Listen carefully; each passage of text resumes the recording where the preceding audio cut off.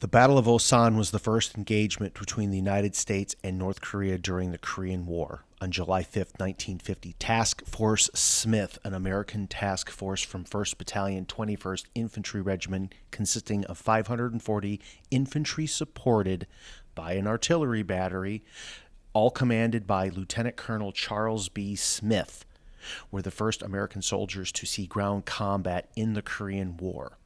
They were moved to Osan in order to fight as a rearguard to delay the advancing North Korean forces while more U.S. troops arrived to form a stronger defensive line to the south. North Koreans overran the task force in the first encounter and continued its advance south. North Korean troops eventually flanked and overwhelmed the U.S. positions, with the rest of the task force retreating in disorder.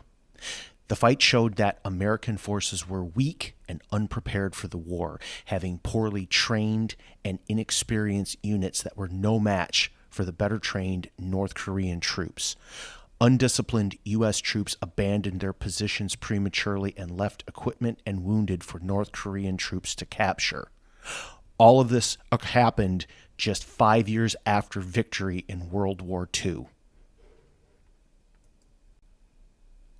According to training records, Task Force Smith was ready, having received the highest score of any unit in Japan on its battalion tactical test in March 1950, just a few months prior. They met or exceeded the Army standards for readiness before the war.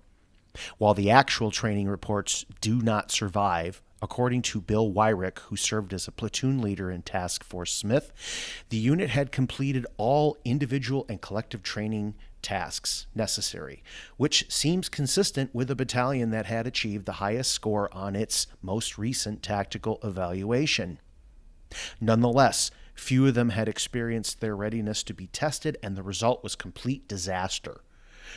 Colonel Smith himself would later admit his training regime was almost non-existent, and that claims that he conducted useful live fire training were, quote, hogwash, unquote.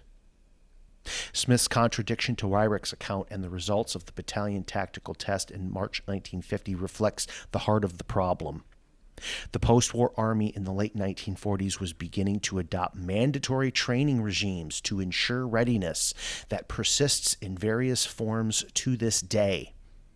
The soldiers of Task Force Smith were among the first representatives of the Army's enduring tradition of achieving impossibly ambitious training objectives by recording training that never occurred, thus achieving readiness. Well, at least on paper, or in the digital training management system, DTMS, or any other myriad systems that end up being little more than an expensive accounting fiction.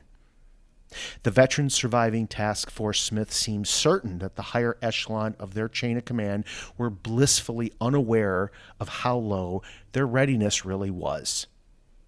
The real lesson of Task Force Smith is that striving to achieve abstract readiness creates perverse bureaucratic incentives that make readiness harder to measure. And no amount of arrogance or spending can make up for that. No matter how ready Task Force Smith was, at least on paper, abstract readiness does not win battles. So, how is it going today? Hey, Red. How'd it go? Same old shit, different day.